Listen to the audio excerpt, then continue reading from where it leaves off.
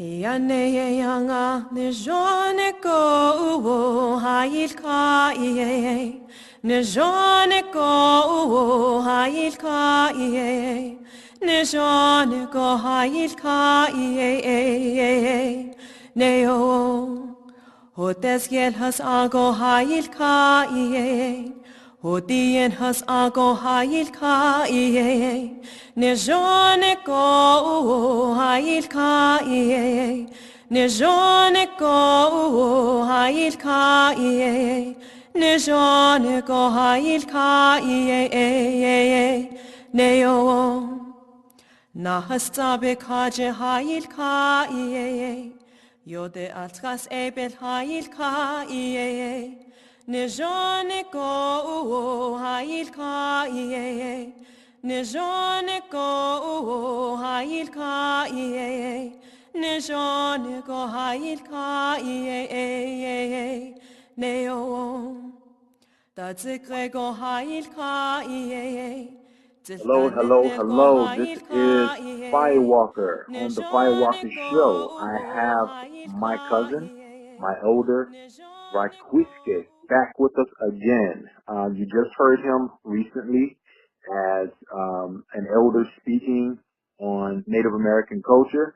Well, let me read a little bit about who he really is. Rahkwees Keh Miller, pronounced Raquis for short, is Eel Clan, Tuscarora Nation. Raquis was born in 1948 on the traditional homelands of the Tuscarora Nation in what is now called North Carolina. He was delivered and raised by his Eel Clan grandmother in the Green Swamp area where nature was fully alive, where they were able to grow their own foods the natural way. His grandmother was his first teacher of the ways to living it to its fullest. Raquis was drafted into the United States military in 1967 and is now a Vietnam War veteran. In 1971, he began working with Native peoples in regaining the strength of identity. In 1974, he traveled to Akwesasne Mohawk territory and helped with the production of Akwesasne Notes, a native and natural people's news magazine. In 1975 through 1976, Raquis returned to North Carolina to work with his people in reclaiming their culture. Then in 1976, Raquis met his second teacher of the ways, W.A.R. Anderson, of the Tuscarora territory near Lewiston, New York. W.A.R. was a mentor and took Raquis on his wing and was an uncle to him in the traditional way. He groomed and directed Raquis from 1976 through 1985. Rahkwees Keh assisted W.A.R. and the other elders when they established the unity of the eagle and the condor of North America. Since 1978, he has worked in nation building for Tuscarora Nation people in North Carolina with Wandering Spirit Survival School in Toronto, Ontario. Served on the board of directors for the Algonquin Indian School in Providence, Rhode Island. Worked with Chief Big Eagle and the Possets in Connecticut. Worked with the Wampanoags of Massachusetts and worked with the people of Buffalo Road Lodge in Alberta, Canada, and helped set up and served on the board of a Native Cultural and Self-Reliance Center at Salt River Pima Reservation in Arizona. He participated on the longest walk from Onondaga Nation territory to Washington, D.C. in 1978. In 1980, he participated on the long walk for survival from Big Mountain, Arizona to the United Nations in New York City. Rahkwees Keh is founder of the Traditional Native Survival and Cultural Center Incorporated in Eastern Tennessee and helped indigenous people nationally and people globally through TMAR human development and stress relief work. and continues to evolve and support Earth Mother, natural creation, and help people to find out and learn who Creator made them to be and carry out that responsibility. Rahkwees Keh, Raquis for short. Nice to have you back. Well, no. Thank you. Well, today we're going to have a really, I guess, I was going to say action-packed, but I'm not going to say action. I'm going to say a class. He's going to teach us a lot about our culture, the old ways, some things that we may not hear today, a lot of things that have been forgotten, why humanity has become so divided among each other, why there's so little compassion, the role religion has played in this. I'm going to stay out of this and let him do most of the talking this time. So, Raquis, wherever you want to start, we're here to listen. I would say ask me a question, and then I go on that. Say that again? I would say ask me a question, and then I would go on. Ask me questions one at a time, and then I go on. Okay. So, what is your version of the creation story?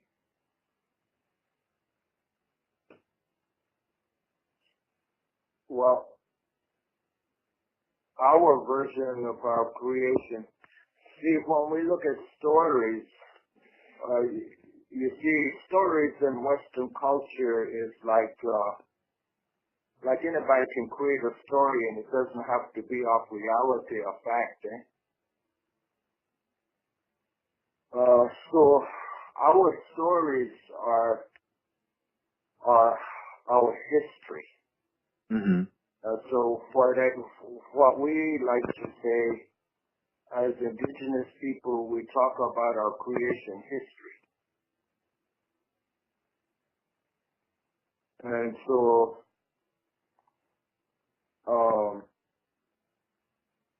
according to our creation history,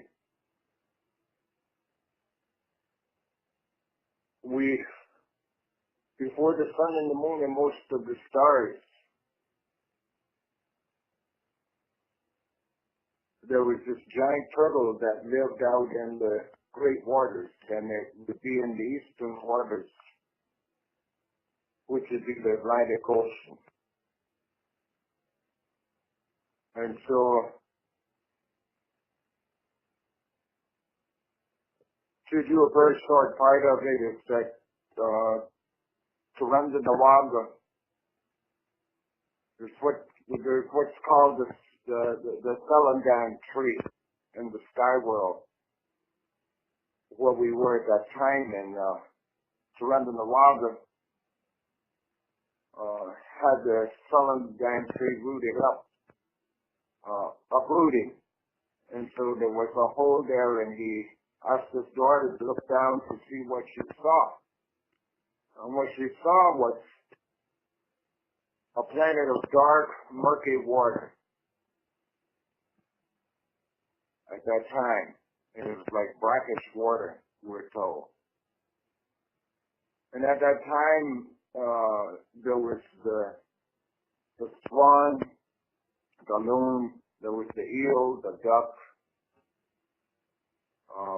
there was the turtle, muskrat, and different ones that lived in the water and those that flew in the sky world, flew above the earth. And so he asked his daughter to come down and to bring light and life to this planet.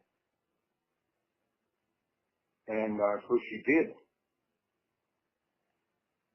And some people say with there's the different ones, the muskrat, all the different ones, they looked up and they were afraid because they had never seen that kind of light coming from the sky world.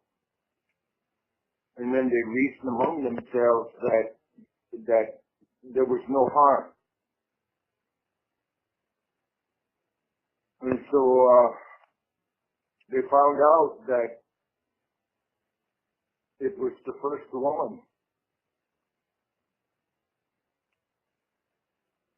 And the turtle gave of himself for a place for her to land. There was this huge snapping turtle that was out there. He gave of himself for her to land, but he told the different ones that my back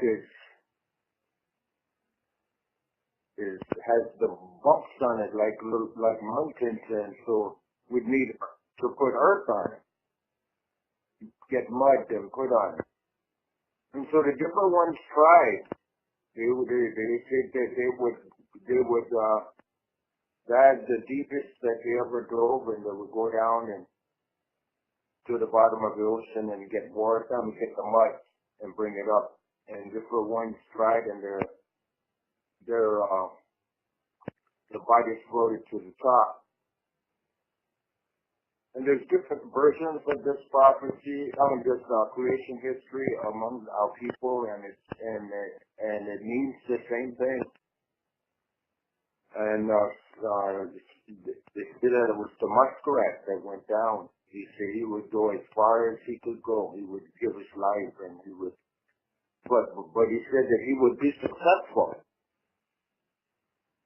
And so he went down, and I guess after a long time, the other ones, they were wondering if he was going to be alive and that if he was going to make it back.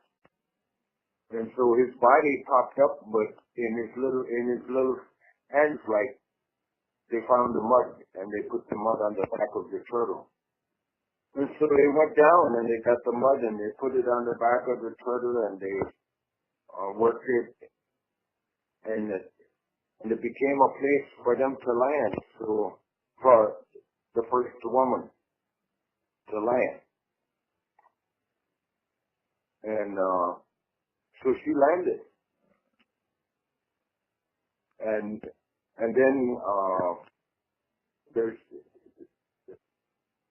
she bore 2 sons, and one was called the right-handed twin, and one was called the left-handed twin. One came out natural, and one came out through the pit of the arms. And so the right-handed one, the one that came natural, he created the trees and the plants and all of these different ones that they didn't have thorns. The fruits and the berries and different ones. And so the left-handed one, he did the opposite. He created the ones that had the thorns. And there's a lesson in that. Because if everything is easy, then how can we have the care and respect? And so through the thorns, the fruits and berries that have the thorns, we have to care, we have to pay attention, we have to have that respect, show that respect and that care to get the fruits to eat. Right. And so they grew very fast. They were like supernatural and beings. And the mother, they say that the one that came out of the armpit, she's the one that caused her death and that she died. And the good-minded twin said that, well, I can't bear to see her light grow dim. We should sever her head and throw it into the sky world. so that her light will ever shine. And the left-handed twin, he said, no, we should just take her body, just put her body off and let it go into the ocean. And so they had, and the right-handed one wanted to bury her also. And so they agreed, and they had say like a wrestling match, a little fighting match there, and the one who won, it would be his way. And they stated that was the first sound of the thunders during that time. And so they agreed that it would be his way, whoever won. And then the right-handed one won, and so he severed her head and threw it into the sky. And that, so that, because she's truly our mother. And so she became grandmother, the one we call the moon today. And then they buried her body. And from where her body was, different plants grew, different parts of the body, different medicines grew to heal. And where her head was came the sacred tobacco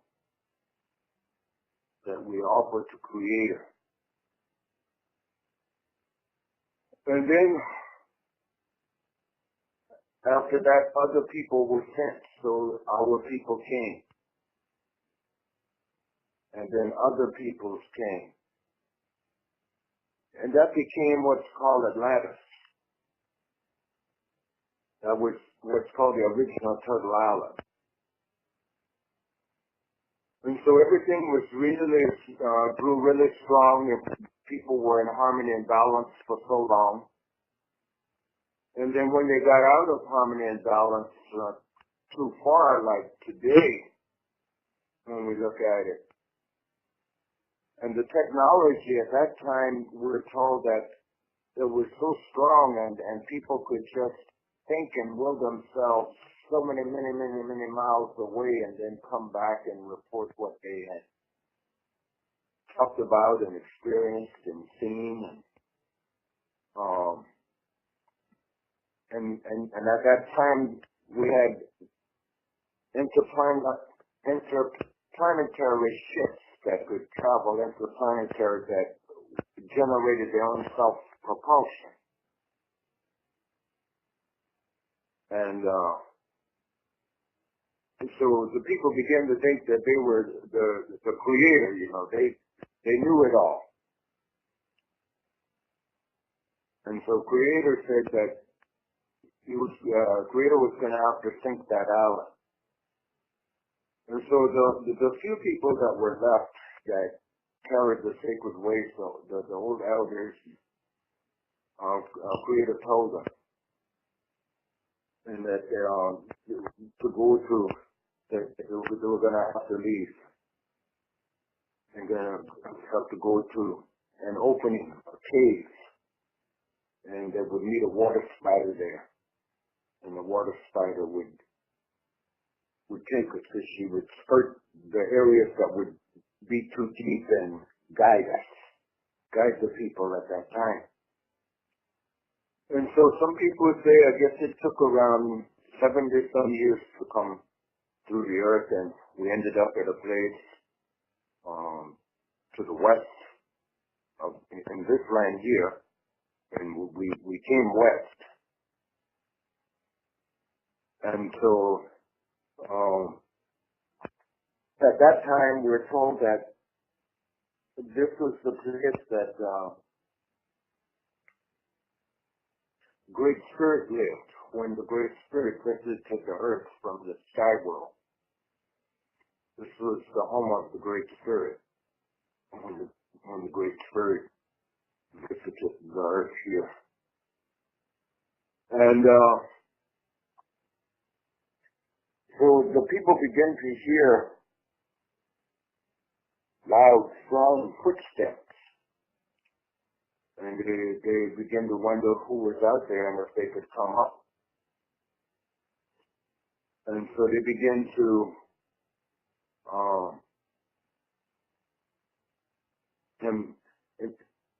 and also with the foods, we had the corn, the people brought the corn, they brought, and they ate a transparent fish. What they say was a transparent fish. In the travel, and they buried people, and there were births also along the way. And so when they reached this place in the West, it's what's called Hopi country today.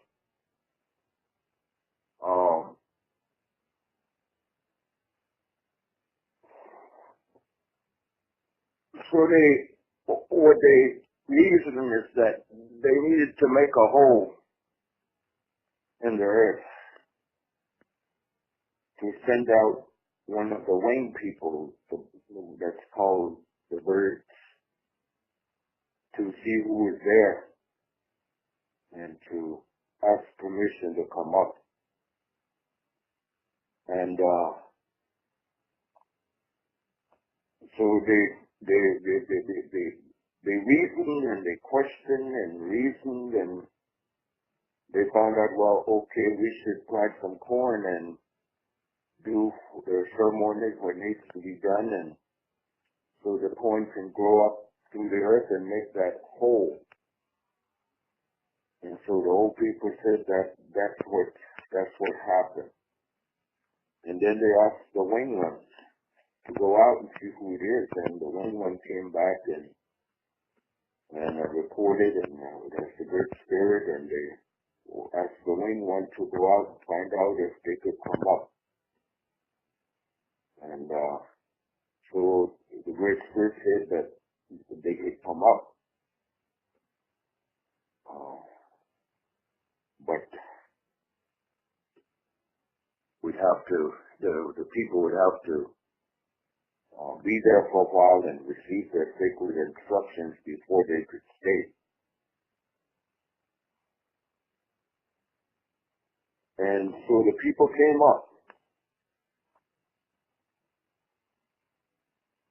And that's where the Hopi people allowed National Geographic to film that. And so that opening where we came up is still there. An older rabbi, we're told. Okay. And we received our sacred instructions there for this time. And the Great Spirit told us that there were many creations here, and that we must spread out, go into in the 4 directions.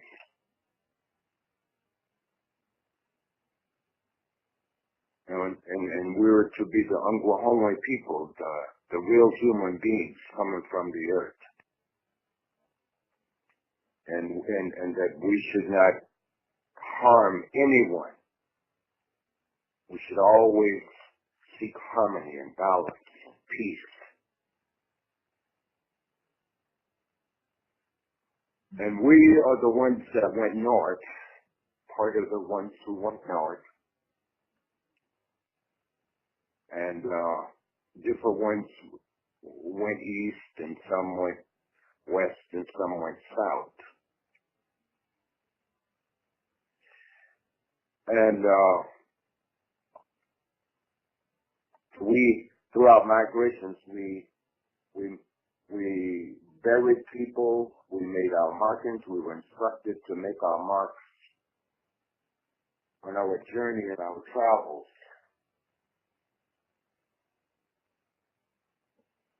And we were supposed to go to a place where, like, the Great Spirit put his put the hand down on the earth, and that's the Great Lakes is where we ended up. Mm. And that we were not to harm any living being. And that we would also, certain ones would challenge us. And through being in harmony and balance, we would receive our plans.